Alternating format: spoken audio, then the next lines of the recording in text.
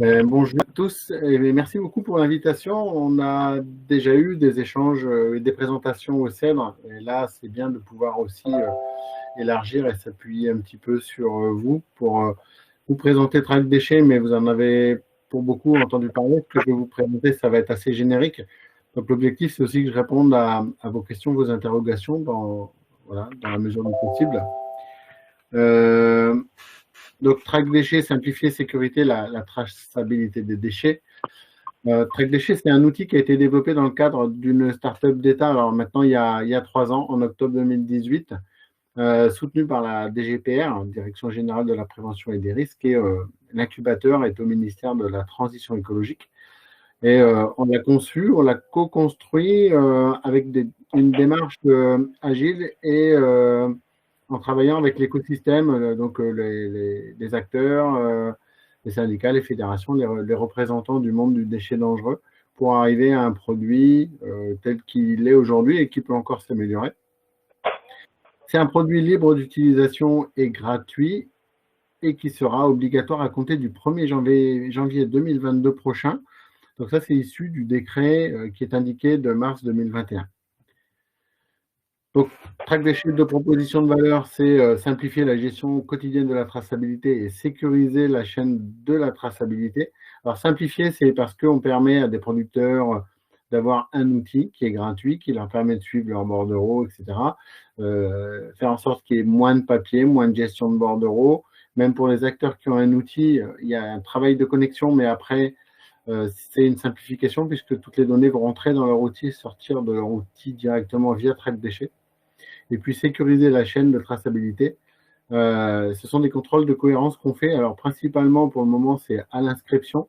Ça veut dire qu'on s'assure qu'une entreprise qui fait du tri transit, collecte ou qui est exutoire de déchets dangereux dispose bien des droits ICPE pour le faire et que la personne qui s'est créé le compte appartient bien à l'entreprise.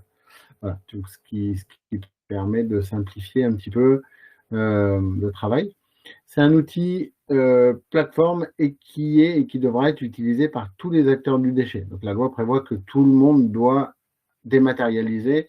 Et pour que ça fonctionne, en fait, il faut que la chaîne complète du déchet soit dématérialisée. Donc l'objectif, c'est de partager l'information. Si quelqu'un a préparé un bordereau pour 3 entreprises, les 3 vont le voir. Et puis, au fil de l'eau, quand chacun va signer sa partie, le producteur, le collecteur à l'enlèvement, l'installation de destination, le regroupement et les suites éventuelles, chacun va pouvoir compléter sa partie, signer. On remet à disposition, nous, les informations via Track Déchets. Alors, soit en direct sur l'application pour ceux qui utilisent Track Déchets, ils vont voir que leur tableau va se compléter, soit on va pousser cette information dans les outils métiers existants à travers et par l'API. Ce qu'on peut faire du coup avec l'outil, la plateforme Track Déchets, aujourd'hui, alors les déchets dangereux classiques fonctionnent depuis un peu plus d'1 an maintenant, donc on a profité des retours pour faire évoluer. Les dasseries sont opérationnelles en bordereau simple et en bordereau de groupement en API et en usage direct. Les flux de frigorigène également. Les véhicules hors d'usage, le bordereau qui était dans l'agrément a été dématérialisé. Le BSDA donc pour les déchets d'amiante et aussi sur Track Déchets. Et puis les terres excavées et sédiments, ce qu'on conseille aujourd'hui, c'est qui contiennent des parties dangereuses, évidemment. On conseille donc de les tracer avec un VSDD classique. Et puis, s'il y a besoin, en fonction de l'évolution de la réglementation, on ajoutera peut-être un champ ou deux s'il faut rajouter des parcelles, mais on va voir. Pour l'instant, ce n'est pas ce qui est demandé. Donc, dans Track Déchets, comme je vous le disais un petit peu, on peut donc éditer et transmettre un bordereau. Alors, tous les acteurs d'un bordereau peuvent le faire. Le producteur peut les mettre, le transporteur peut les mettre, le négociant courtier peut le faire, et le destinataire du déchet peut préparer le bordereau.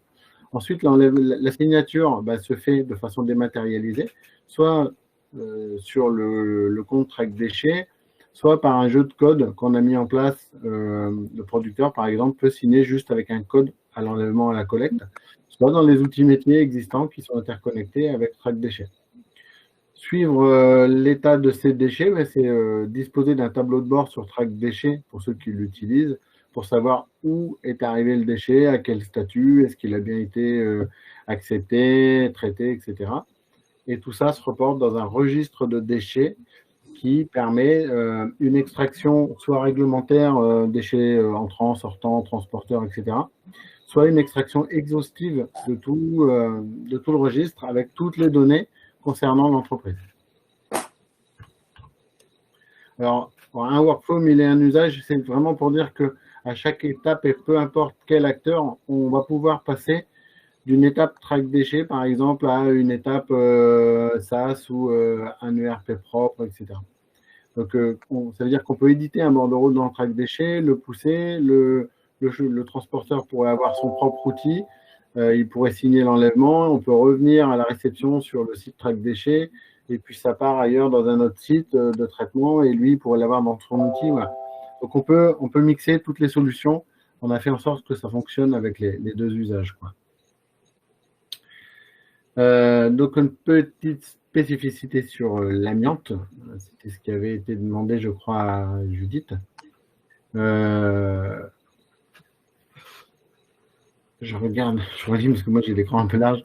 Donc, les producteurs peuvent. On a rajouté évidemment la notion de maître d'ouvrage qui peut aussi être un particulier. Donc, dans le producteur, on a les entreprises, les particuliers qui sont maîtres d'ouvrage. Qui doivent avoir un CAP avec l'installation de destination. L'entreprise de désamiantage, elle a été rajoutée dans le workflow de l'amiante, puisque du coup, elle va intervenir. Souvent, elle émet même le bordereau.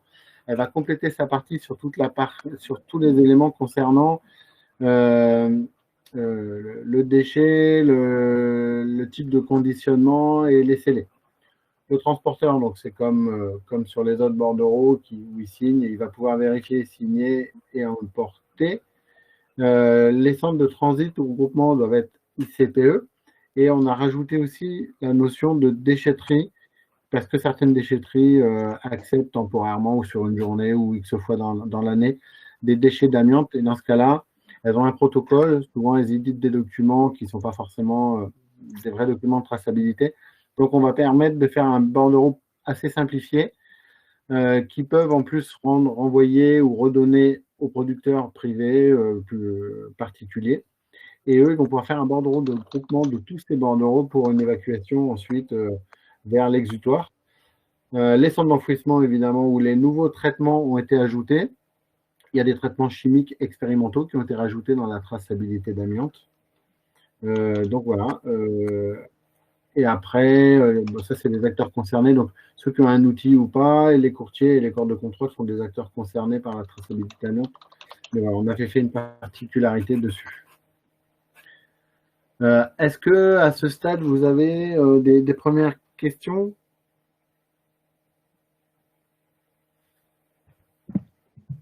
Alors, on a une question de Sébastien Biller.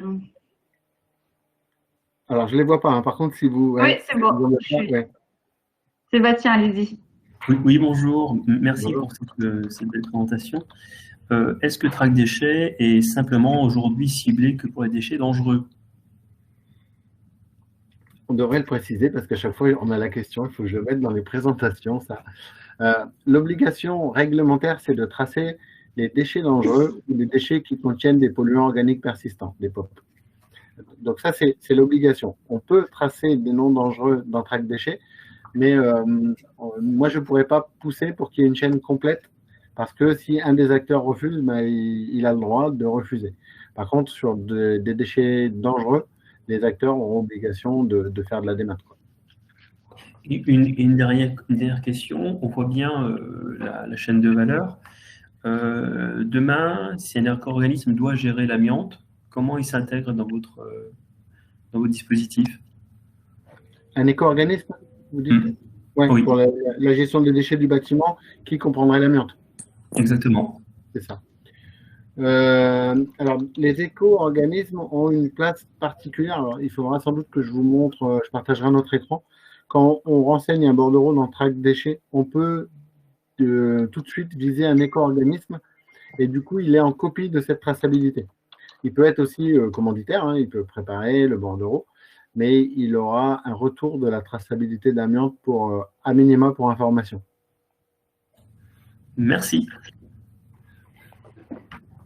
Alors, on a une seconde question de Quentin Philoc qui demande comment réalise-t-on la procédure d'acceptation? Quentin, si vous voulez compléter, allez-y.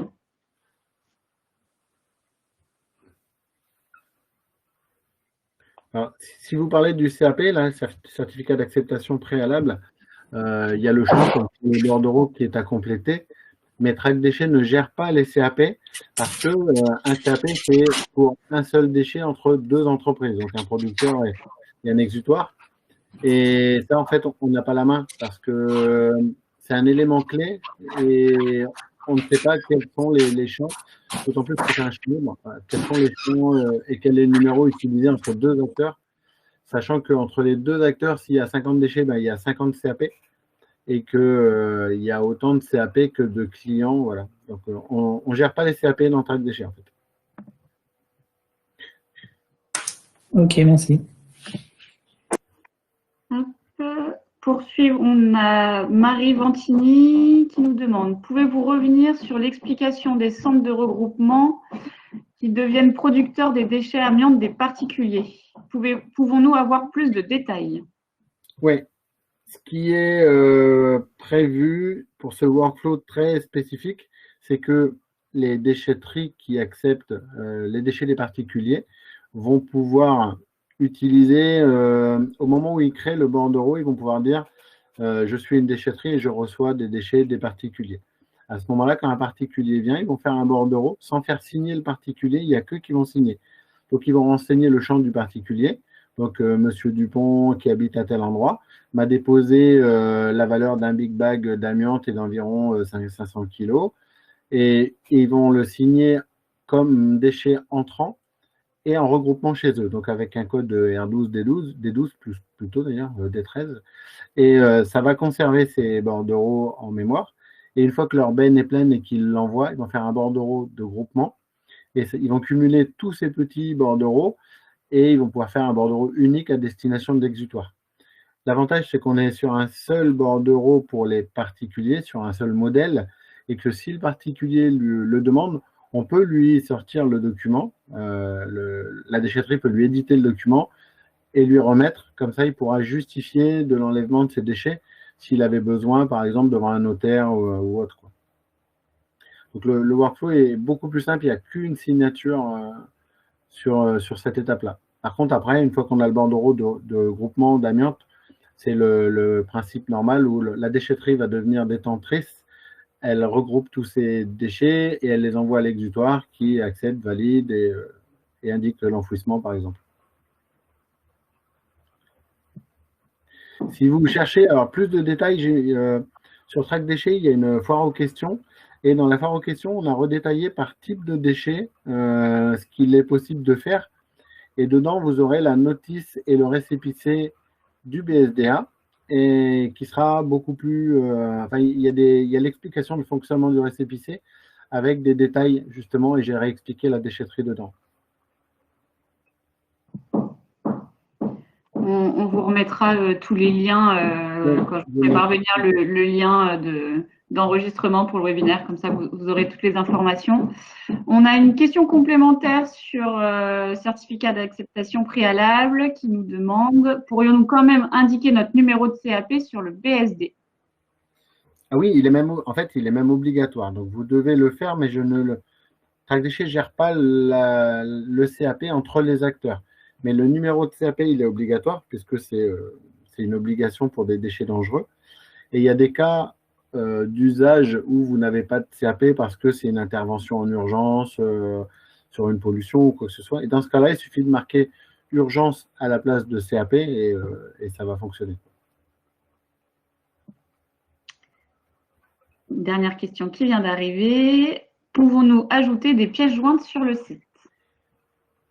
Non, il n'y a pas de pièces jointes. Bon, la traçabilité vaut parce que chaque acteur se connecte à son compte. Les champs qu'on rajoute sur les nouveaux bordereaux, par exemple le DASRI, et on va essayer de faire pareil sur l'amiante, ce sont des champs libres qui permettent d'avoir un échange ou une information complémentaire. Sur les DASRI, par exemple, c'est le lieu de collecte ou voilà, il y a des informations des fois clés. ou des numéros de contenants ou des choses à rajouter. Et on va avoir des champs spécifiques pour pouvoir le faire. Mais on ne met pas de documents aujourd'hui dans Track Déchets. Je pense qu'on va revenir après dans les détails. Je pense que c'est la suite de votre présentation. Mais là, on a une question de savoir si on peut réaliser un BSD test sur la plateforme, notamment pour voir le lien avec nos logiciels de traçabilité, et en l'occurrence Cactus Nessie. Oui, alors je crois que j'en parle après, mais je ne suis pas sûr. Du coup, je vais répondre tout de suite. Je vous enverrai également les liens. On a deux plateformes en fait. Il y a une plateforme d'usage Track Déchets, l'application Track Déchets, et on a une plateforme qui s'appelle Sandbox Track Déchets et qui est un bac à sable, donc un site de test sur lequel on peut se créer un compte, voire un compte fictif et tester. Alors, on peut se créer 2, 3, 4 comptes, hein, ce n'est pas un problème, transporteur, producteur, exutoire. Et puis ça permet de tester en propre et de tester aussi avec l'API. Si les liens ne sont pas dans la présentation, je les rajouterai, mais je vous les enverrai dans tous les cas. Eh bien, merci. À ce stade, j'ai plus de questions de mon côté, ni de main levée. Donc, je compléterai. Alors, comment démarrer sur Track Déchets? Bon, c'est une slide un petit peu générique, hein. L'idée, c'est de s'inscrire et de rattacher son ou ses établissements. Alors, petite précision, si vous avez une seule entreprise avec un ou deux administrateurs collaborateurs, bon, ça se fait à la main et ça prend 2 minutes de se créer un compte. Si vous avez 20, 30, 40 entreprises à inscrire, on a un protocole d'inscription en masse. Ça veut dire que vous allez nous envoyer un fichier qui est aussi sur la foire aux questions, mais je peux vous l'envoyer. Il y a un fichier type à compléter et nous, on fait du coup l'intégration directement dans Track Déchets. Comme ça, tous les comptes d'entreprise sont créés avec les administrateurs. Après, la mise en place d'une connexion technique, si elle est nécessaire, hein, pour ceux qui ont un outil métier. Donc, on a une équipe technique, nos développeurs, qui sont disponibles sur le forum de l'espace développeur et sur tech@trackdéchets.beta.gouv.fr pour répondre aux questions techniques. Et ils ont mis en place une documentation sur le site Track Déchets. Quand on est tout en haut, il y a documentation d'espace développeur. Et là, ils ont tout renseigné, donc tous les champs, etc. On a aussi 2 vidéos, intégration API sur l'amiante et les fluides frigorigènes qui sont disponibles sur l'espace ressources. Il y a le lien vers toutes les vidéos, ce qui permet de savoir comment on a codé, comment on fait les premières requêtes, etc. Donc, on a fait un démarrage en douceur. Quels sont les prérequis? Avoir un compte, aller chercher sa clé et puis avancer tout doucement. Donc, voilà. Toute la documentation est renseignée. Après, une fois que vous êtes connecté ou que vous utilisez Track Déchets, il faut évidemment tester. On l'avait dit, il y a le site de test. Et ensuite, communiquer auprès de ses partenaires. Parce qu'un bordereau qu'on fait tout seul dématérialisé, en fait, il n'a aucune chance de survie. Il faut qu'il y ait l'ensemble de la chaîne pour que ça fonctionne. S'il en manque un, en fait, ça casse un petit peu le système et le bordereau restera bloqué à l'étape de celui qui est manquant.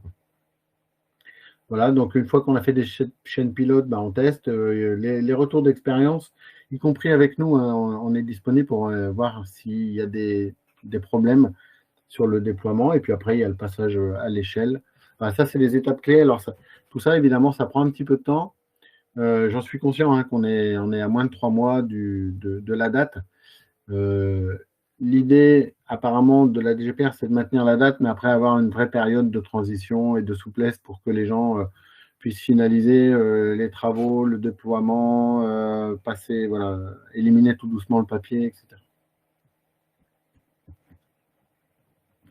Le portail de ressources que je vous citais tout à l'heure, donc il est disponible sur la page Track Déchets. Il vous donne accès à la foire aux questions, qui vraiment, elle est complétée, hein. Il y a toutes les notices de tous les bordereaux sont dessus. Voilà, toutes les questions qu'on reçoit, normalement, ça nous permet de la compléter. Il y a des tutos, des formations, des vidéos, alors pour les transporteurs, je vous disais, pour la mise en place de l'API, etc., pour les producteurs. et des brochures et des mails types qui sont à télécharger si vous avez envie de communiquer. Vous pouvez voilà, vous en servir, les personnaliser. Voilà, tout est transparent, utilisable comme vous le souhaitez. Ça, c'est nouveau et ça commence demain. On a diffusé depuis, on a décidé ça il y a une quinzaine de jours. Hein, donc, on a diffusé sur les réseaux. À partir de demain, 14 h, il y aura des sessions de formation tous les mardis. L'objectif, c'est d'ici la fin de l'année, en faire une par semaine et d'avoir des thématiques qui vont revenir du terrain. Donc, on commence par la création et la gestion de compte demain. Après, ce sera sans doute, je crée mon BSD, je crée mon DASRI, et ensuite, on va voir en fonction des demandes qu'on a pour avoir un sujet de 20 minutes et faire cette formation. Il n'y a pas d'inscription préalable. Ensuite, on remettra ces formations à disposition sur l'espace ressources et sur la chaîne YouTube de Track Déchets.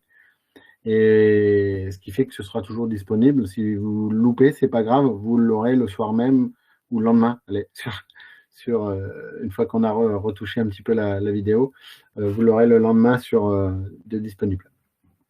Mais c'est à noter et ce sera, voilà, je laisse le lien, il est dans la présentation, donc n'hésitez pas, ce sera toujours le même lien. Sur du coup la création de compte, c'est ce qu'on verra demain, mais c'est pour vous montrer que ça prend vraiment pas beaucoup de temps.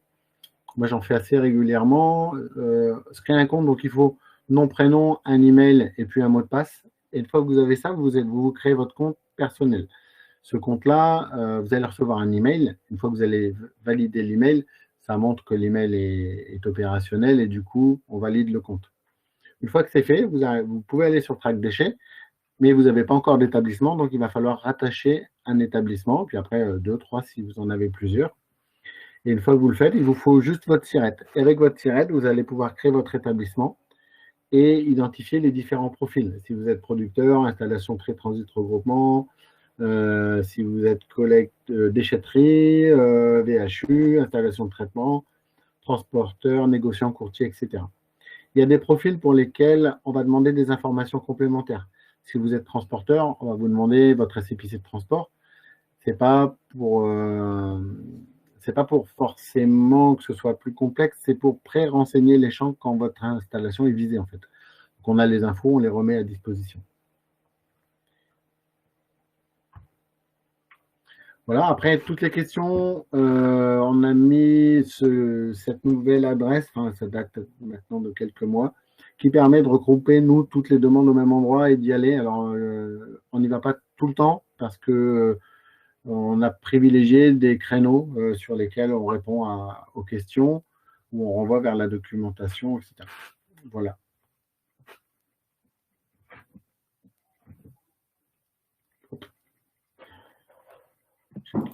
Voilà. Eh bien, merci. Du coup, alors, on a une question. Dans quelle catégorie se situe l'entreprise de travaux? Pour l'amiante, je suppose. Je suppose aussi. Eh ben, elle a la catégorie d'entreprise de travaux sur le bordereau comme avant. En fait, elle a un espace dédié, entreprise de travaux. Et comment on catégorise notre établissement? Parce que dans les établissements, c'est la même chose. Ouais, création de compte. Et avec votre SIRET, vous pouvez renseigner. Ah oui, vous voulez dire sur les profils, pardon, j'étais pas là. Oui. Le profil minimum, c'est producteur, parce que on n'a pas un profil spécifique pour les entreprises de travaux. On y réfléchit parce qu'il y a aussi beaucoup d'entreprises qui interviennent et qui partent avec les déchets, donc on y réfléchit. Mais vous pouvez mettre producteur de déchets, c'est pas gênant là. Ça ne veut pas dire que vous êtes le producteur. Hein. Après, on suit le workflow du bordereau.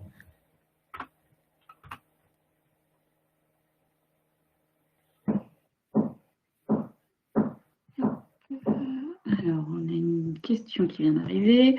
Lorsque l'entreprise dispose d'une zone de transit en dehors du chantier, par exemple à son siège, doit-elle cocher la case transporteur?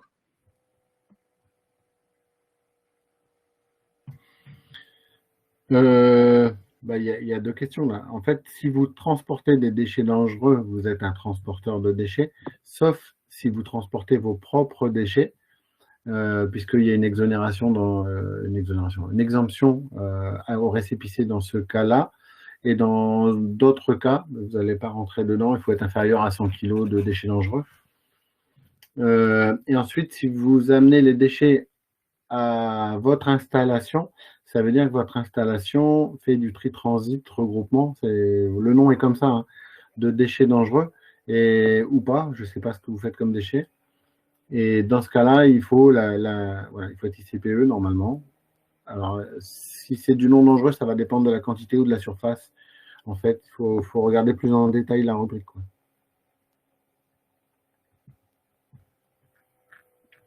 Et du coup, il faudrait cocher effectivement que vous faites du tri transit regroupement. Et si vous les transportez également, il faut mettre transport.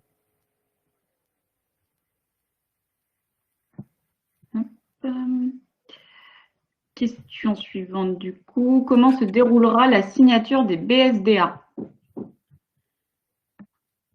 Alors, sur le BSDA, le workflow est plus simple que sur le BSDD, puisque le maître d'ouvrage signe en premier. Ça veut dire qu'une fois qu'il sait qu'il a de l'amiante, qu'on lui a constitué le bordereau, le bordereau ne va pas être complet dès le départ. Il va indiquer quel type d'amiante, quel CAP, où est-ce que vont les déchets, qui est le producteur initial. Et là, il va pouvoir signer, en fait. C'est l'entreprise de travaux qui va compléter sa partie en disant voilà les conditionnements, voilà les scellés. Ça veut dire que c'est prêt. Et du coup, là, le transporteur peut signer aussi. Et on n'a pas voulu faire en sorte que tout le monde soit au même endroit en même temps pour signer parce que ça allait être compliqué. On a bien compris que les chantiers, il n'y avait pas forcément tout le monde. Donc, chacun va pouvoir signer sa partie juste à son tour. Le MO, le maître d'ouvrage va signer, l'entreprise de travaux, ensuite c'est le transporteur et après c'est l'installation de destination. Alors, on a justement une question complémentaire un peu sur les parties prenantes. Est-ce que l'exutoire final doit être enregistré? Donc, avoir un compte track déchets. Oui. Et quid des exutoires en dehors de la France? Alors, oui, c'est une obligation d'avoir un compte sur track déchets, surtout pour les exutoires, parce que s'il n'a pas de compte, ça veut dire qu'il ne pourra pas renseigner le bordereau dématérialisé dans track déchets, et du coup, l'information va s'arrêter à la collecte. Et pour tous les transports en dehors de la France, ça ne passe pas par track déchets, ça passe par le pôle national de transfert transfrontalier de déchets, le PNTTD et l'outil Gistrid.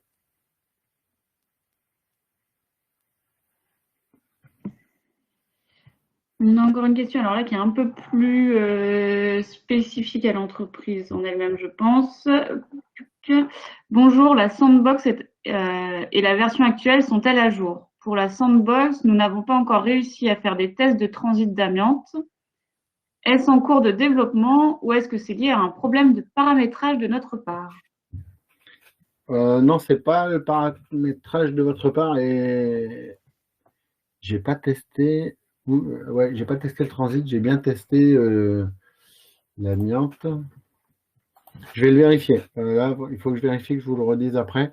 On est sur le recettage d'amiante et il y a des évolutions encore qui vont arriver, puisqu'en fait, on passe des évolutions toutes les 3 semaines. Donc, on a recetté des évolutions. Et moi, je vois les évolutions, du coup.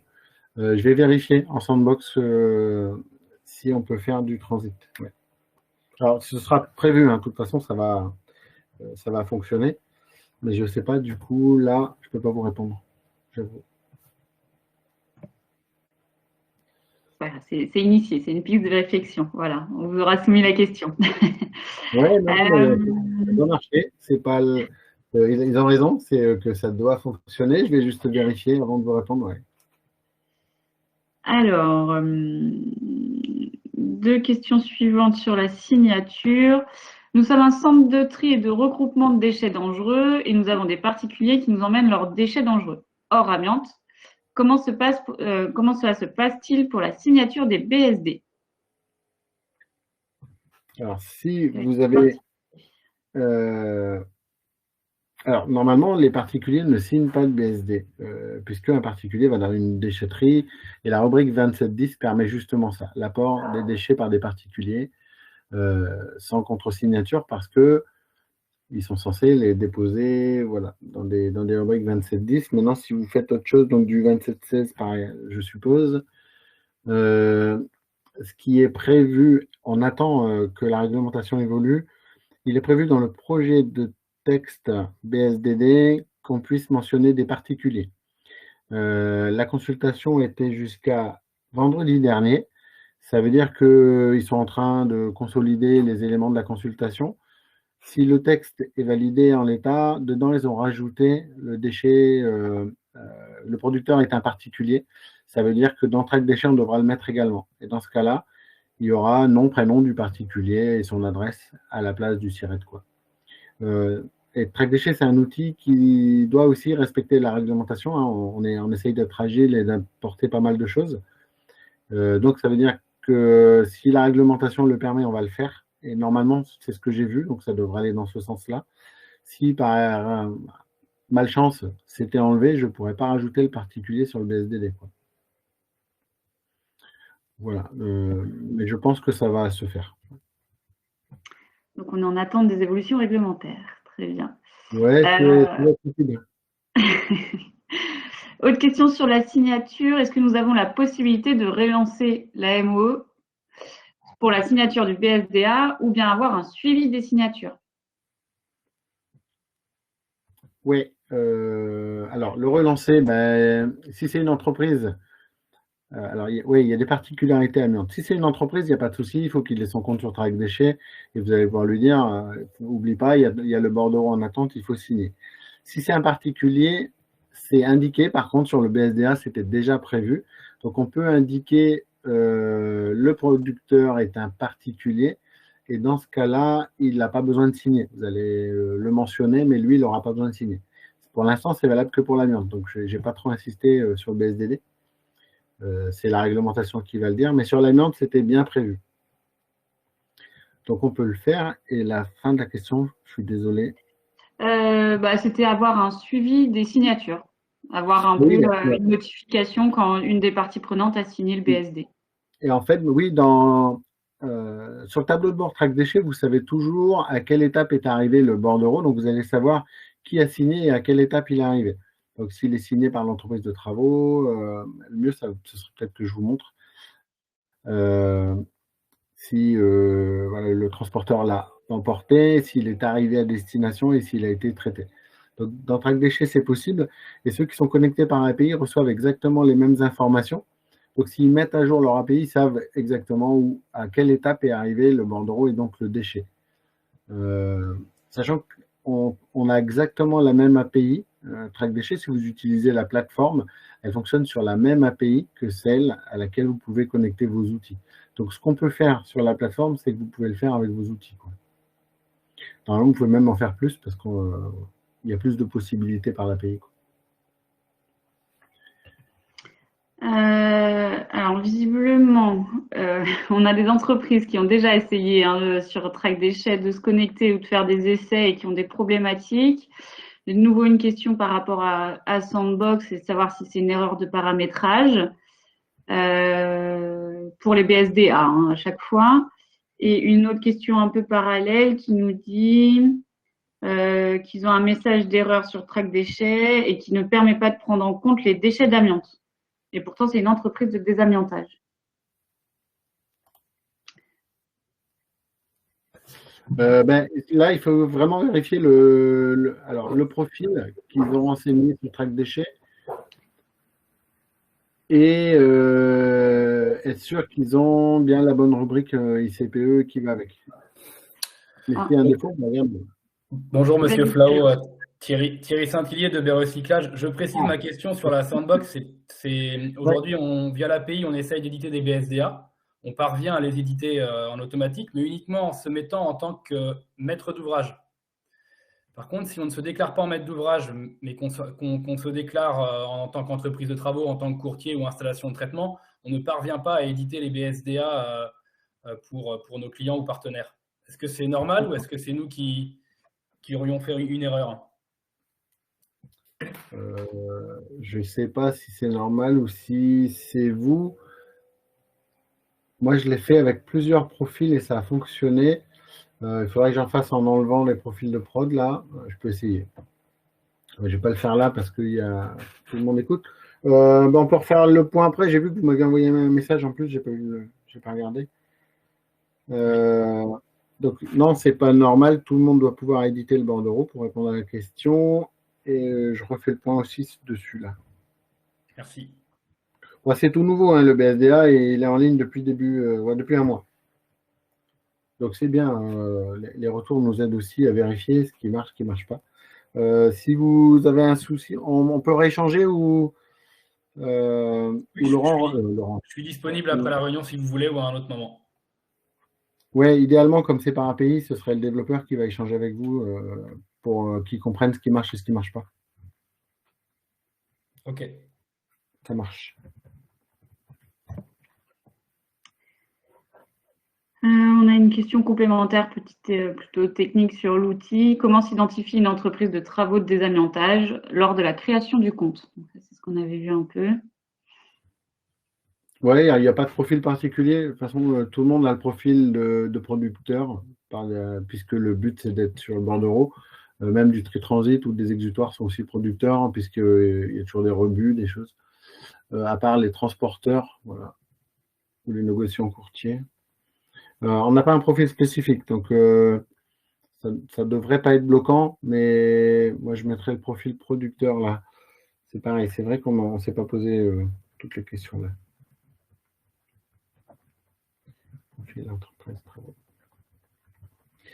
Vous aurez la réponse avec la présentation que je vais vous renvoyer.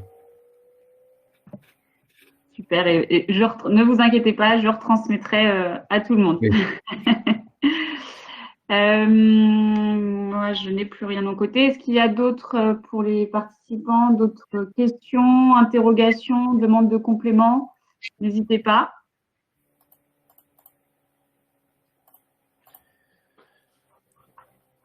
Est-ce que vous avez repris pour les entreprises de travaux les numéros de certification pour les entreprises qui font des travaux de retrait d'amiante, donc en sous-section 3? Il ne me semble pas l'avoir vu sur la version qui est sortie sur l'interface qui est sortie il y a quelques jours. Non, on ne reprend pas encore ces éléments.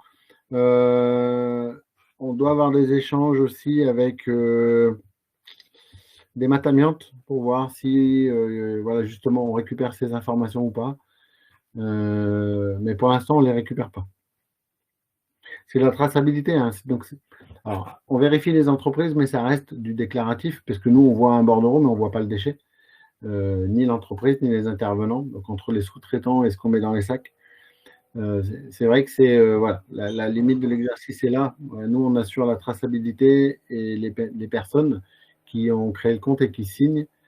On ne voit pas forcément le déchet et les entreprises. Et dernière question, il avait été évoqué le fait de supprimer le code famille pour tracer les déchets d'amiante et le nom du matériau donc, qui est associé au code famille. Sur la version qui est sortie, le code famille est resté. Est-ce qu'on peut espérer qu'il sera enlevé? Ce que j'ai vu sur les commentaires, c'est ouais, j'ai vu les deux. À quoi ça sert? Est-ce qu'on peut enlever le code? Voilà. Vos derniers échanges GDPR, ils voulaient l'enlever. On laisserait le nom, mais pas le code famille. Il faut qu'ils voient l'intérêt. S'ils le maintiennent, ça veut dire de mettre en annexe aussi la liste des codes. Sachant que j'ai vu un syndicat qui était favorable au maintien. Après, voilà, c'est pas moi qui vais qui prend les décisions réglementaires. Si il est enlevé chez nous, il peut. Aujourd'hui, je crois qu'il est optionnel en plus, donc il est renseigné ou pas, c'est pas grave. S'ils nous disent ça n'apparaît plus, bah voilà, on l'enlève. S'il est obligatoire, on sera obligé de le demander en obligatoire. Ça ne relève pas là de la compétence de traque déchets. On va l'adapter à la réglementation. Mais il faut profiter parce qu'il y a la consultation en cours sur le BSDA, donc sur les champs du bordereau amiante qui seront obligatoires et dématérialisés.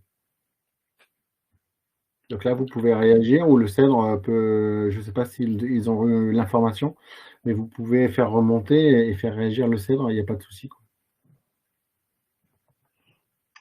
En effet, on est là pour ça, mais du coup, je vous envoie vers vers Souil Paré ou Nathanaël Cornet-Philippe, les adhérents, pour toute remontée d'infos. On a une remarque sur le code famille en complément. Nous avons noté que le nom de la famille est une clé de tri des BSDA. Malheureusement, pas la désignation usuelle du déchet. Ouais. Dans le registre, il y aura tous les champs qu'on va nous demander. Hein, donc, alors, comment on l'a fait, le déchet? On a la dénomination, le code famille et le nom du matériau. Donc, c'est vrai qu'il y a un peu de redondance. Plus le code déchet. Donc, aujourd'hui, code déchet, dénomination, ils sont obligatoires dans Track déchets. Et on attend de savoir si ce sera obligatoire d'ajouter code famille et nom du matériau. Dans tous les cas, ces 4 champs, s'ils sont conservés, ils seront dans le registre. Donc, il sera possible de filtrer. Ouais.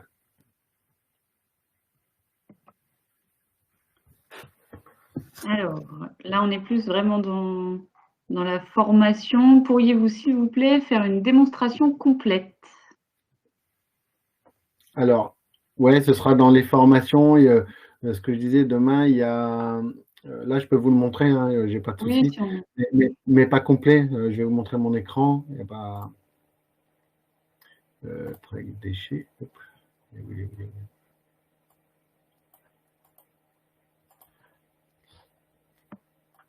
Hop.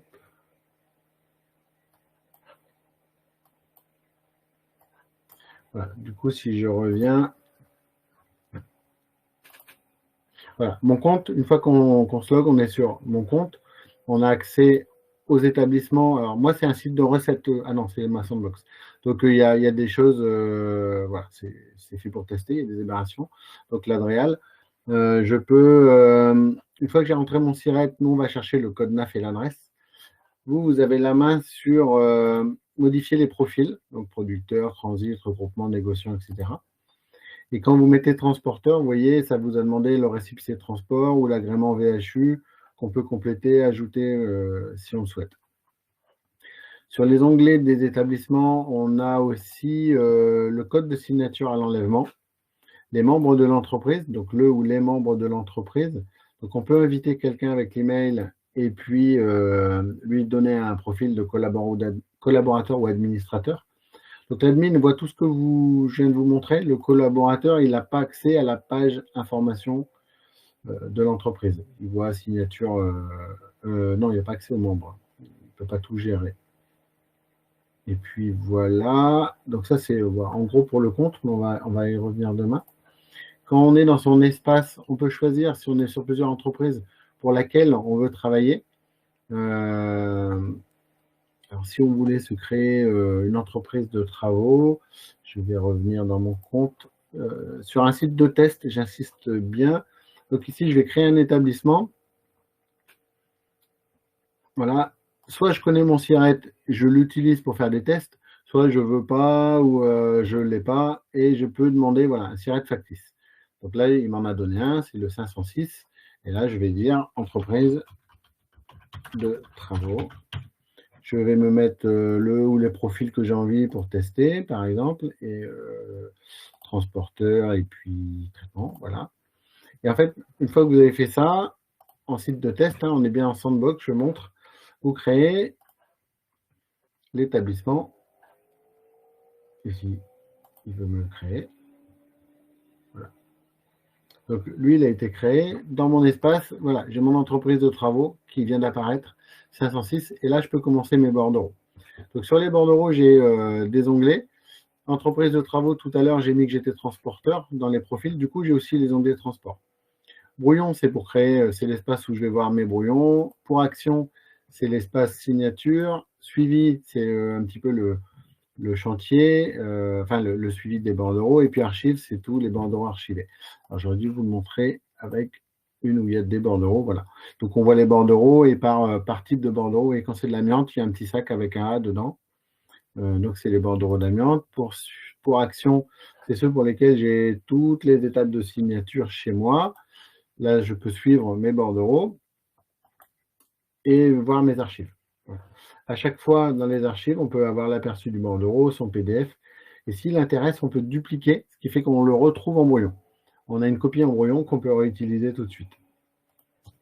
l'aperçu, alors j'aurais dû aller sur de l'amiante pour vous montrer, mais c'est voilà, qui était le producteur avec quelle information clé, qui est le transporteur, pareil, quand est-ce qu'il a emmené, où est-ce qu'il a emmené, par quel type de transport. Je rappelle des conditionnements, mais là c'est industrie, donc c'est normal. Et puis l'exutoire. Et on peut dupliquer à chaque fois. Voilà.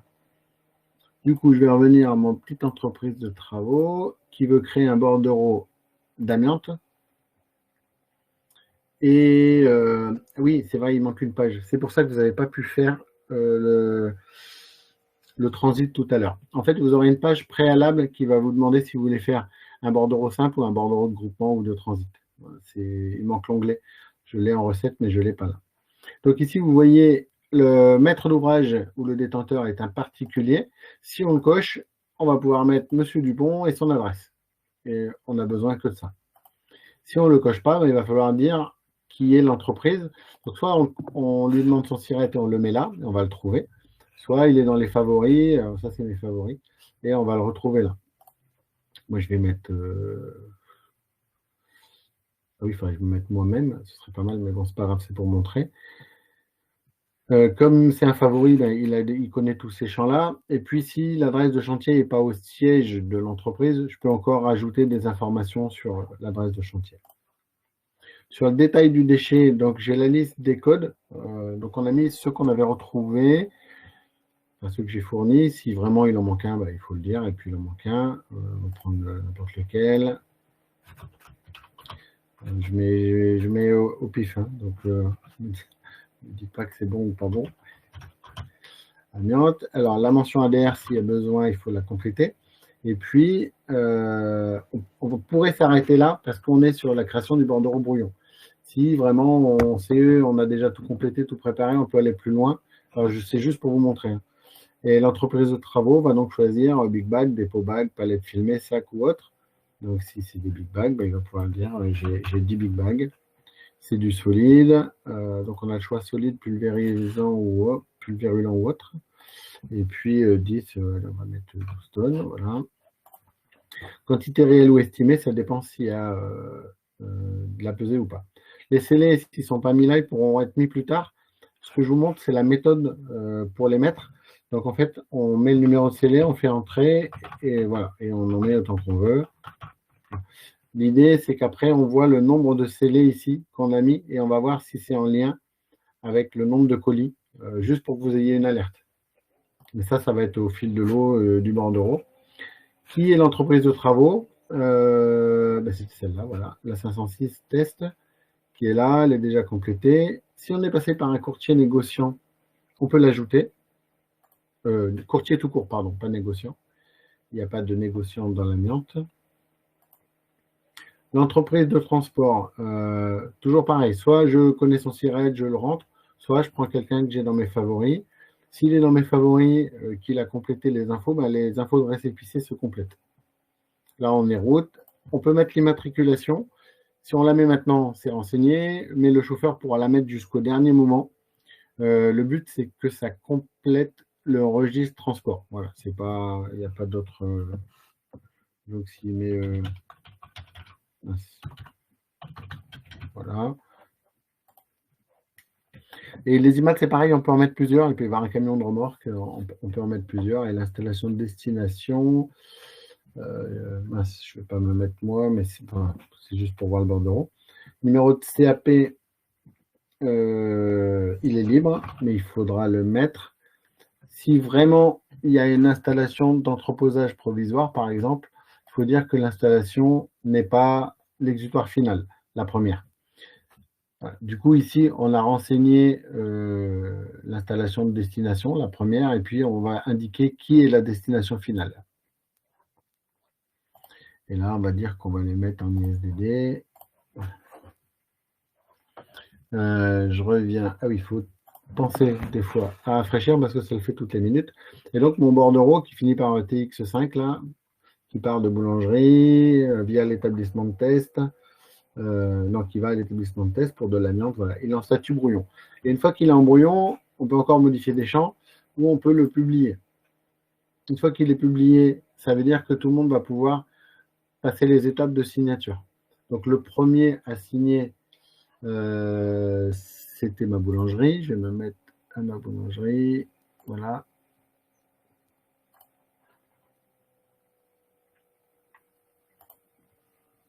Donc voilà, on retrouve le bordereau TX5. Je suis bien connecté en tant que maître d'ouvrage que j'avais mis. Et là, on me dit que je peux signer. Les autres ne pouvaient pas. Si je me mets à la place de l'Adréal, lui, il va attendre et l'entreprise de travaux signe. Il va signer. Et en fait, je vais vous le montrer, mais ce sera pareil partout. Donc, on va pas aller forcément jusqu'au bout. On fera une formation spécifique amiante. En plus, on aura sans doute plus d'éléments. À chaque étape de signature, vous savez où en est arrivé le bordereau. Donc, le petit point va se déplacer. Là, on sait qu'on est à l'étape émetteur. Donc, l'émetteur doit signer l'enlèvement. S'il manque des champs, on va lui dire. L'entreprise de travaux également, le transporteur, le destinataire. S'il peut signer, c'est marqué signer. Sinon, on va lui dire, bah, voilà, il manque des éléments à compléter. Donc là,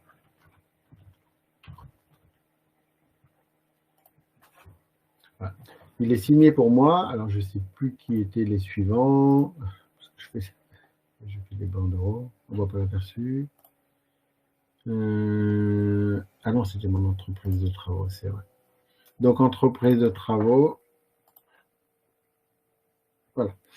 Là, maintenant, il doit signer la fin de chantier. Ça a été mentionné comme ça. On est chez lui. Et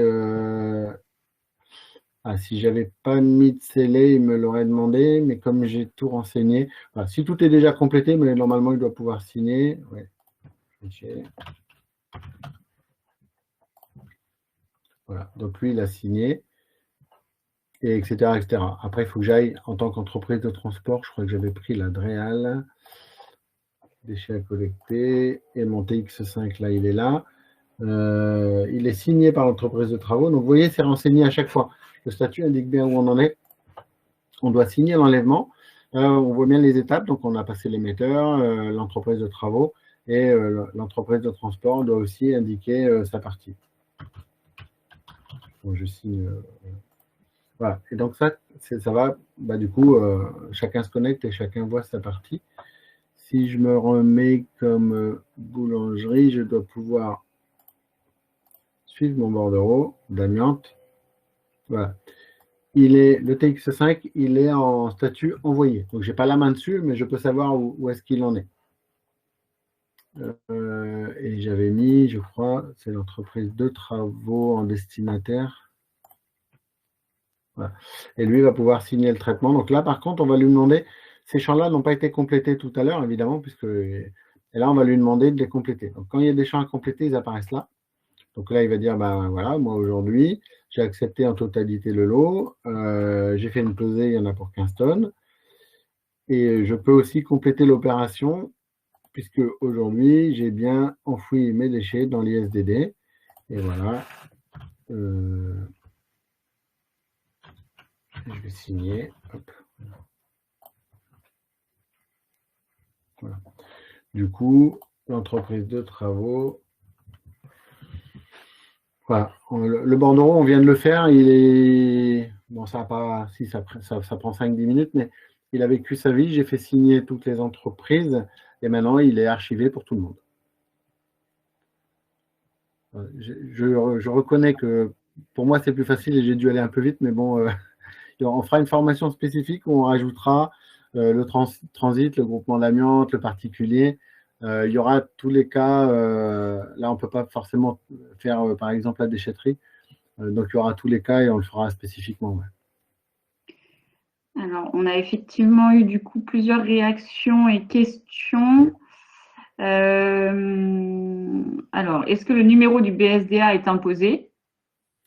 Oui, bah comme ça, je vais répondre tout de suite. Ce numéro-là, c'est un numéro qui est fourni par Track Déchets dès la création d'un bordereau, y compris par API. Ça veut dire que dès que vous allez vouloir faire un bordereau, vous êtes connecté à Track Déchets, vous allez dire « je veux faire un bordereau entre moi et telle entreprise » et Track Déchets va vous donner un numéro. Donc, c'est un numéro unique, oui. Okay. Y a-t-il la possibilité de définir les tris de documents chantier par chantier ? Alors, quand on fait un bordereau, on a une adresse de collecte chantier et cette adresse, elle se reporte sur le registre. Alors, il n'y a pas de filtre aujourd'hui par chantier, vous avez raison. Par contre, si c'est retrouver les informations dans le registre, il y a les colonnes avec les adresses chantier, etc. Et si dans l'adresse chantier, vous avez défini chantier numéro 22, vous allez pouvoir filtrer par chantier numéro 22. Il y aura sur le tri, aujourd'hui on est sur ces têtes de colonnes-là, c'est pas simple parce qu'il faut des colonnes qui soient les mêmes pour tous les types de bordereaux. Et donc c'est difficile d'avoir les mêmes colonnes pour les BSDD, les DASRI, les fluides frigo, l'amiante. Par contre, ce qu'on va faire, c'est il y aura un moteur de recherche beaucoup plus complexe qui va apparaître bientôt et qui ira chercher sur les champs l'information que vous voulez. Du coup, si c'est chantier 22 vous cherchez, vous mettrez chantier 22 et il ira chercher tous les bordereaux dans lesquels il y a cette information. C'est une évolution quoi, qui devra arriver. Ok, merci. Y aura-t-il un menu déroulant avec la possibilité de choisir les exemptions DS 168, etc. Je ne sais pas ce que c'est DS 168. Alors, du coup, je propose à Monsieur Noël de vouloir expliciter sa question. Bonjour. Bonjour. Pour l'ADR, c'est pour la réglementation ADR. Pour ADR. On a droit à certaines exemptions Oui. qui permettent de ne plus être soumis à l'ADR. Et je voulais savoir, qu'on mentionne sur les BSDA, je voulais savoir si ces options-là seront disponibles. La mention ADR, elle est libre parce qu'en fait, elle relève de la responsabilité de la caractérisation du déchet par une personne qualifiée. Et du coup, nous, ça, on n'a pas cette info. Donc, la mention est libre. Soit c'est la mention ADR complète, soit vous pouvez marquer pas de mention ou rien. D'accord. Ok, merci. Alors, pour poursuivre, donc question suivante, enfin qui est plus une remarque, tous les maîtres d'ouvrage avec un SIRET devront avoir trac déchets finalement pour signature. Oui. Sauf, on voudrait le faire valider, alors sauf le cas exceptionnel. C'est-à-dire le boulanger qui, c'est pas son boulot, il a de travailler de l'amiante, qui fait démonter l'amiante de son appentis ou de voilà. Et il a un SIRET, c'est un professionnel, mais c'est exceptionnel qu'il fasse un bordereau d'amiante. Et lui, si c'est exceptionnel, il faudra rentrer son SIRET, mais il n'aura pas l'obligation d'être sur trac déchets. La deuxième fois que son SIRET apparaît, on va lui demander de signer de façon dématérialisée. Donc ça, c'est ce qu'on a essayé de proposer. Et si ça marche, ça permettra d'éviter de dire au boulanger, il faut vraiment vous créer un compte sur trac déchets, alors qu'il s'en fout un petit peu, ou que ça va être très compliqué et que ça va bloquer toute la chaîne. Donc si c'est exceptionnel, on a proposé que on doive mentionner le SIRET, mais que la signature ne soit pas obligatoirement dématérialisée. Et ça, c'est dans le workflow trac déchets, ce sera prévu. Donc, voilà. Sinon, oui, sinon, il faudra le SIRET des entreprises en tant que maître d'ouvrage. Le producteur reçoit-il un mail ou doit-il aller sur le site pour signer? Comment est-il averti? Comme avant, en fait, normalement, vous concertez avant un chantier. La traçabilité, on parle vraiment que de la traçabilité du déchet. Donc, il n'a pas plus de mails qu'avant quand vous lui apportiez le bordereau. Il y a toute la notion de chantier, de devis, d'enlèvement, de travaux, d'ordre à donner, etc. Donc, tout ça, ça fonctionne comme avant. On ne prend pas la place des entreprises. Mais à un moment donné, il faut dire, voilà, on a préparé le bordereau et il faut aller signer. S'il va sur trac déchets, il va le voir. Vous voyez, le tableau de bord, il va se compléter. Il va y avoir le nouveau bordereau en attente. Mais il faut lui dire, on n'a pas prévu d'envoyer des mails à chaque fois parce qu'il y a des entreprises qui font des milliers de bordereaux. Et si on envoie un mail à chaque fois, ça ne va pas fonctionner. On cherchait des méthodes pour faire des alertes, mais ça va être plus spammant qu'autre chose, quoi. Pour le moment, on ne l'a pas mis en place. Donc, ça reste au travail de l'entreprise de relancer s'il n'y a pas de retour sur le BSD. Ouais, de dire le BSD est prêt, il faut le signer. Alors, par contre, dans trac déchets, vous saurez si l'entreprise a un compte ou pas. Donc, vous pourrez déjà savoir si vous travaillez avec quelqu'un qui a un compte sur trac déchets. Ça se voit dès qu'on mentionne une entreprise, on peut aller à la fiche établissement et dans la fiche, c'est indiqué. Et ceux qui utilisent l'API, c'est pareil, ils peuvent recevoir cette information. Donc, c'est une entreprise qui a déjà un compte sur Track Déchets ou pas. Et dans ce cas-là, vous savez si vous pouvez lui faire un bordereau ou s'il faut attendre qu'il ait un compte, quoi.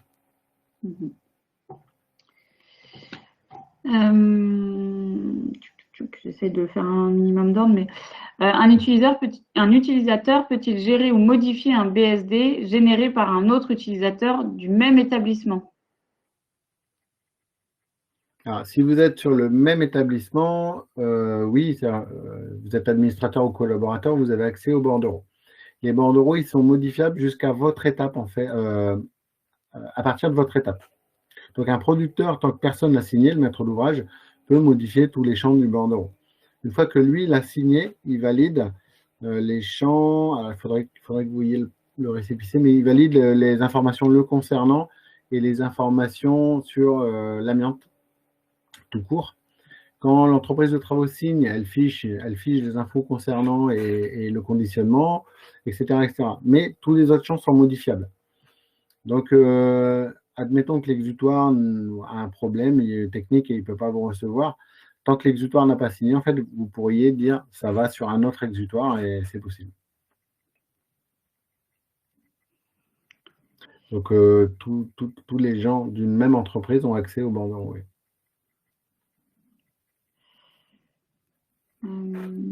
Tac, tac, tac. Y a-t-il un complément en cas de refus du déchet en filière de prise en charge? Je ne sais pas ce que c'est complément, enfin ce que vous entendez par là. Quand il y a un refus par l'installation de destination, c'est mentionné. Alors on peut faire un refus partiel ou une acceptation du lot. S'il y a refus ou refus partiel, il y a une information là par contre qui part par mail de Track Déchets à destination du producteur, de la DREAL et en copie l'installation de travaux et de destination du déchet. L'objectif, c'est réglementaire. En fait, c'est pareil, il y a une obligation d'informer d'un refus, donc on le fait, nous, pour être sûr que l'info parte tout de suite, quoi. Et si on refuse, on va pouvoir on doit indiquer la mention du refus. Oui, tu as raison.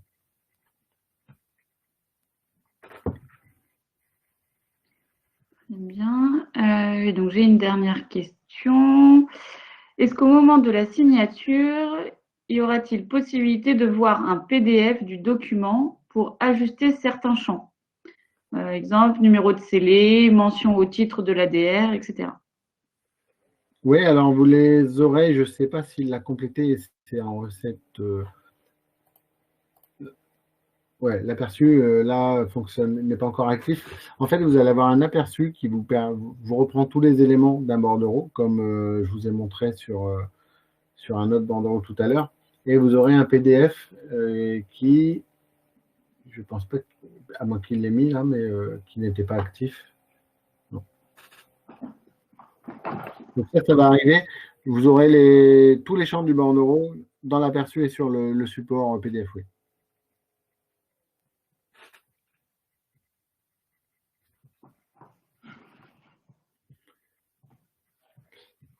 Par contre, ce que je peux vous montrer, je ne sais plus. Ah bah si, dans la foire aux questions, justement, comme on est sur la page.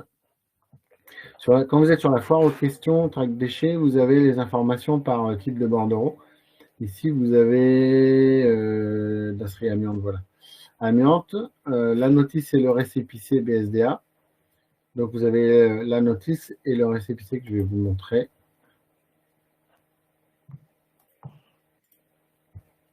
Voilà. Du coup, je ne sais pas si vous le voyez parce que ça m'a ouvert une autre page, évidemment. Est-ce que je peux le mettre là?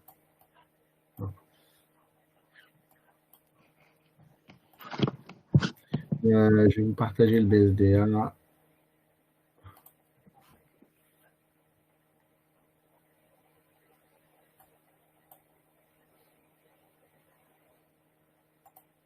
Hop, ouais.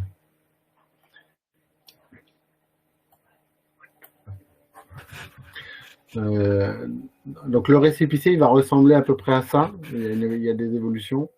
On saura pourquoi vous avez édité un bordereau, donc collecte d'amiante, collecte en déchetterie, ce que je vous disais tout à l'heure, le groupement ou la réexpédition après entreposage provisoire. Maître d'ouvrage, si c'est un particulier. Donc, tout ce qu'on a renseigné tout à l'heure va apparaître là. Le code chantier et l'adresse chantier, s'il y a lieu. Et les déchets et la signature du maître d'ouvrage. Et en fait, le maître d'ouvrage, quand il signe, il valide tout ça. Voilà. Ça, il valide ça. Ensuite, il y a la complétion obligatoire sur la consistance, le conditionnement, etc. Et les scellés, où il y a plus de place que sur celui d'avant. Et c'est ce que je vous ai montré, donc c'est assez rapide et facile à mettre en place. S'il y a un courtier qui a été ajouté, il est là, etc. Et on renseigne les champs de l'installation de destination. Ce qui fait que l'entreprise de travaux qui est là, quand elle signe tout ce qui est en amont. Elle va signer tout ça. Elle valide les infos qui ont été renseignées. Le transporteur, vous connaissez, donc c'est pareil pour tous les bordereaux. Les changements, c'est qu'on peut y mettre une ou deux immatriculations. Il y a la notion d'exemption de récépissé. Je ne sais plus, il y avait une question dessus tout à l'heure. Si c'est coché, bah, en fait, on n'est pas obligé d'avoir un récépissé transport matière dangereuse ou de déchets. L'installation de destination qui accepte oui ou non ou partiellement, quelle quantité elle a accepté. Et puis, si c'est refusé, les motifs de refus. Les réalisations d'opérations, donc en ISDD ou ISDND, seront indiquées là sur le récépissé. Vitrification, traitement chimique, ça a été rajouté, et pré-traitement. Ça, c'est des nouveautés. Groupement de déchets également, si c'est maintenu dans le texte. On le permet, mais on va voir. Et l'entreposage provisoire est dedans. Et puis voilà, les étapes de signature. Et là, ce que vous voyez, c'est s'il y a eu un groupement de déchets ou un transit de déchets, on va pouvoir voir quels sont les bordereaux associés à ce groupement-là. Donc, ça évite d'avoir tous les feuillets. Et on sait que ce bordereau de groupement ici concerne tous ces bordereaux-là, voilà, avec CAP, quantité, etc. Donc, ça, c'est en cours et c'est ce qui va apparaître sur Track Déchets. Voilà. Donc, s'il y a besoin d'éditer un PDF, c'est ce qui sortira.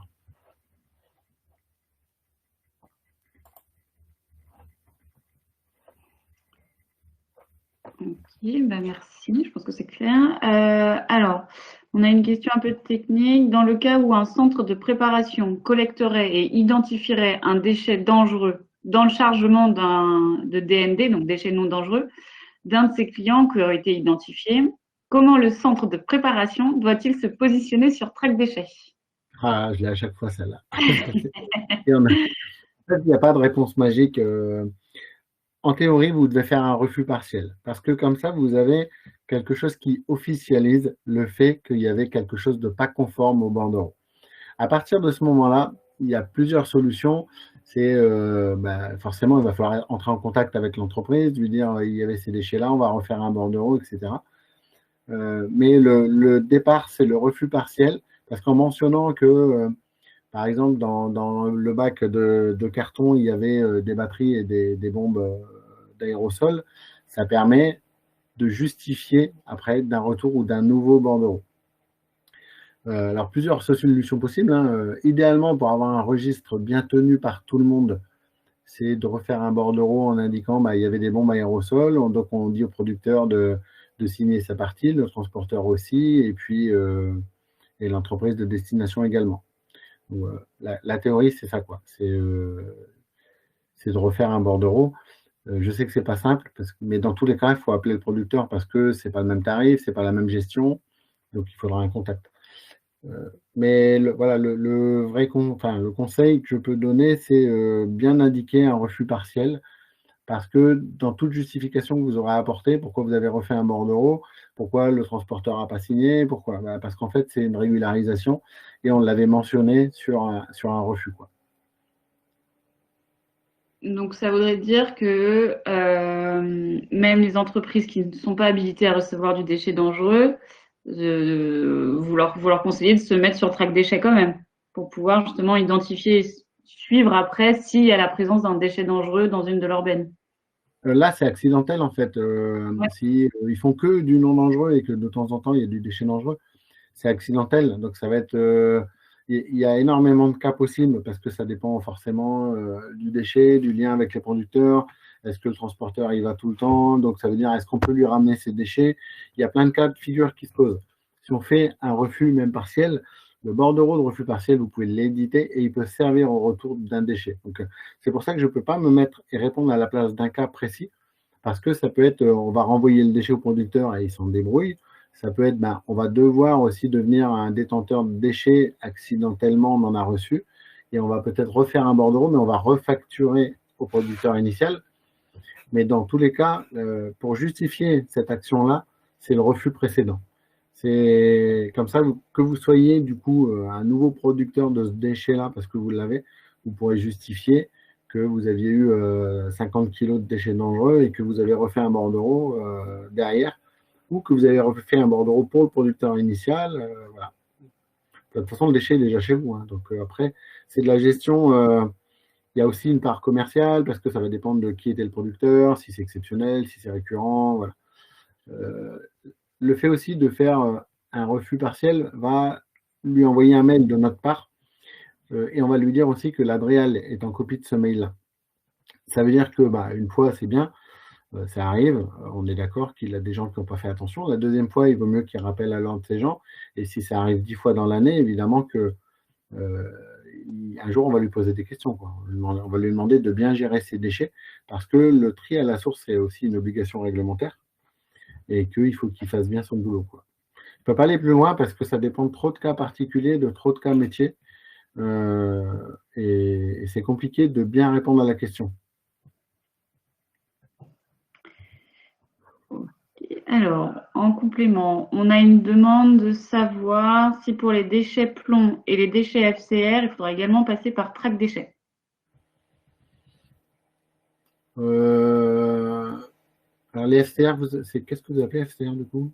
FCR, alors là c'est une bonne question, je ne suis pas spécialiste. C'est monsieur ou madame Van... Ah oui, bonjour, allez-y. Oui, bonjour, excusez-moi. En fait, c'est des fibres réfractaires. Céramique réfractaire, voilà, on nous dit. D'accord, j'en apprends encore. Pardon. En fait, la réponse, c'est toujours la même. C'est la caractérisation du déchet qui relève de la responsabilité du producteur et qui doit dire si c'est un déchet non dangereux. Si c'est du plomb pur, évidemment que c'est un métal et que tout va bien. Si c'est du plomb qui sort de batterie, peut-être qu'il a encore chargé en acide et que là, il faut un bordereau. C'est vraiment, il faut caractériser le déchet et c'est à la caractérisation et au fait qu'il y ait des paramètres de dangerosité qui vont faire qu'il faut un BSD. Alors nous, systématiquement, il faut un BSD. Ça va être de la peinture au plomb, des fibres. Oui. On fait systématiquement un BSD. Mais est-ce qu'il faut passer justement sur track déchets? Ah bah oui alors, oui. D'accord, ok. Très bien, merci. Je vous sens déçu du coup. Hein. Un petit peu.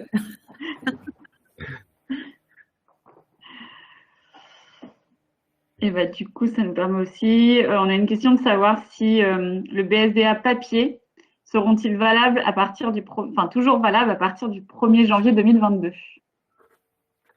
Alors, la réglementation prévoit la dématérialisation des bordereaux à compter du 1er janvier. Pour autant, on sait très bien que pour que ça fonctionne, il faut que tous les acteurs soient dedans. Donc, il va y avoir sans doute une période transitoire, le temps que chacun se crée des comptes ou que... mais c'est soit on fait du papier, soit on fait de la démat. En fait, on ne peut pas faire commencer en papier et rentrer en démat parce qu'il va nous manquer les premières étapes de signature ou les dernières. Donc, il va falloir faire un choix. Ce qu'il faut savoir, c'est que souvent, les exutoires vont rentrer dedans et c'est eux qui vont, ou les collecteurs, et qui vont donner le pas parce que à un moment donné, ils ne pourront plus faire de double gestion, ça va être compliqué. Ils vont avoir une partie des bordereaux dématérialisés dans un registre sur track déchets et sur les données, voilà. Et le papier, il va falloir qu'ils réintègrent les données papier, ça va devenir un petit peu plus lourd et complexe, qui vont être sur un autre registre, et il va falloir qu'ils le poussent aussi. Donc, ça va se mettre en place, et puis tout doucement, je pense que les entreprises vont demander aux partenaires ou aux gens avec qui ils travaillent d'entrer dans la démarche. Je vous ai créé un compte tout à l'heure avec un compte fictif, vous avez vu, j'ai pas mis, voilà, j'ai vraiment mis 2 minutes à me créer un compte, donc c'est pas ça le plus compliqué. Mais c'est après, voilà. C'est être sûr que tout le monde joue le jeu après le 1er janvier, mais ça va venir doucement. Je ne suis pas inquiet, tout le monde ne sera pas dedans le 2 janvier. Voilà, c'est pas, on va pas. Il y aura une période de souplesse forcément aussi. L'objectif, c'est que ce soit tracé, c'est le premier objectif. Hein, donc, si vous pouvez, dans tous les cas, justifier, c'est bien. Et puis, il y a un moment où on dira, bon, bah, stop au papier, mais voilà, on va laisser le temps aux gens de rentrer dans la démarche. Très bien. Encore une petite question. Est-ce que le BSD ou le BSDA dématérialisé sera valable en tant que document de transport au titre de l'ADR? Ça, c'est une question piège, dans le sens où on a appris il n'y a pas longtemps que la DGITM disait qu'il faudrait quand même un document à côté de la dématérialisation pour l'aide de voiture, enfin document de transport. Ça veut dire, alors qu'avant, le BSD ou le BSDA pouvait servir de l'aide de voiture. Donc, on a posé la question officiellement. La DGITM et la DGPR sont en train de préparer une réponse. Je ne l'ai pas encore, j'avoue, hein, ni dans un sens ni dans l'autre. Dès qu'on l'a, de toute façon, on va le faire savoir pour bien rassurer les gens. L'objectif, c'est qu'on reste comme avant, évidemment, qu'on ne multiplie pas les documents et qu'on rentre bien dans la dématérialisation. Mais bon, je n'ai pas la réponse définitive aujourd'hui. Ça fait 15 jours qu'on a posé la question, on va relancer. Ouais.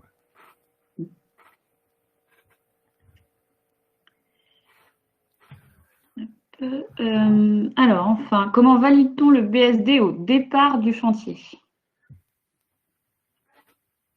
Ben, tous les champs sont complétés jusqu'à l'entreprise de travaux. Et donc, lui, il va signer, mais il peut dire, en fait, il peut préparer aujourd'hui, il voit que tous ses big bags sont prêts, il a mis les scellés, c'est prêt. L'entreprise d'enlèvement va venir mercredi. Et c'est mercredi qu'ils vont signer, que lui va dire, OK, je suis sur le chantier. Moi, en tant qu'entreprise de transport, je valide l'enlèvement des déchets. Et puis, voilà. Ça peut se faire vraiment en plusieurs étapes. On a fait exprès. Hein, on a bien pris. J'ai fait des visites. Il y a des gens qui sont là que je suis allé voir. On a bien dissocié toutes les étapes de signature pour dire le maître d'ouvrage peut signer aujourd'hui, l'entreprise de travaux peut signer dans un mois parce qu'ils auront fini dans un mois. 3 jours après, il y a l'enlèvement sur chantier, donc le transporteur peut signer à ce moment-là, etc. Et donc, c'est chacun va valider sa signature. Donc, départ chantier, c'est l'enlèvement par le collecteur.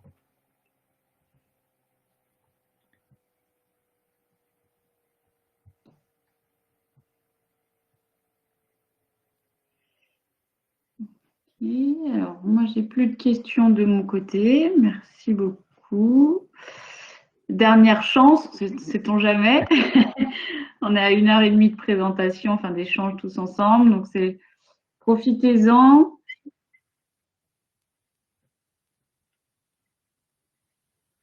Je vais en profiter, je vais vous présenter aussi Fanny, qui est de l'équipe Track Déchets, là, qui est avec nous. Et qui est sur toute la partie accompagnement, communication. Et du coup, voilà, c'est Fanny qui met à disposition toutes les ressources, tout ça. S'il y a des besoins particuliers, quand vous allez écrire sur Hello, voilà, c'est Fanny qui va vous répondre et qui vous renseignera, quoi. Exactement, c'est ça.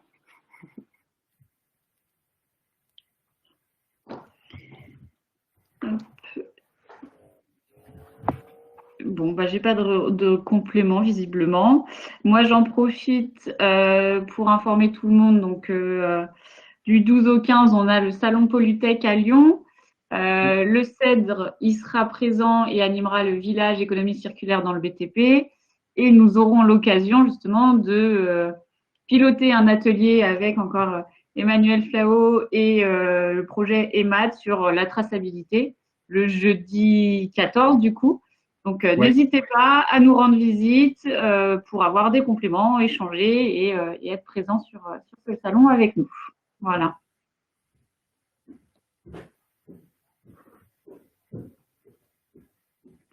Est-ce que Didier ou Nathanaël, vous voulez rajouter un mot? Alors, attends, Didier, je t'avais bloqué ton micro, il faut que je te le rouvre. Ça arrive.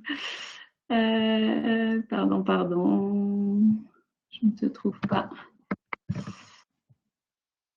Hop. Vas-y, Didier, si tu le souhaites, tu peux rallumer ton micro. Bon, voilà. Oui, vous m'entendez là? C'est bon? C'est bon. Bon, merci déjà pour cette présentation qui me semble être un pas important dans les démarches de dématérialisation initiées par le gouvernement et qui est, permettez-moi, M. Flao, de vous féliciter pour le travail que vous avez conduit. Alors, je pense qu'il faut. Bon, ça a été suivi quand même pas mal, ce webinaire, mais bon, j'ai vu qu'il est enregistré et qu'il allait être diffusé. Je pense qu'il faut faire une large publicité pour tous ceux qui n'ont pas pu le suivre, qui peuvent le regarder. Et également, donc, j'ai noté qu'il y avait des instructions qui vont être faites tous les mardis pour le remplir. Bon, je pense qu'il faut qu'on diffuse ça largement chez nous, parce que ce qui se passe toujours dans ces cas-là, c'est qu'au 1er janvier, quand il y a quelqu'un qui va se faire rattraper par la patrouille parce qu'il n'aura rien fait, il va dire « j'étais pas au courant, vous n'avez rien dit ». Donc, il ne faut pas hésiter à le marteler largement. Voilà. Du coup, je précise pour les... alors, merci pour votre message. Je ne travaille pas tout seul. J'ai une équipe qui est au top et qui est vraiment impliquée sur les travaux, traque déchets, voilà, et ce qu'on peut vous apporter aussi. Donc, ça, c'est à souligner. Les formations qu'on va faire à partir de demain seront toutes enregistrées et remises à disposition. Donc, même si vous n'êtes pas dispo, vous n'avez pas pu participer, c'est pas grave. Elles seront ensuite mises à disposition sur la chaîne YouTube de Traque Déchets. Ok, très bien. Je ne sais pas, Nathanaël, tu veux dire un mot? Non, tout a été dit. Donc, merci à tous. Bonjour et merci et au revoir à tous.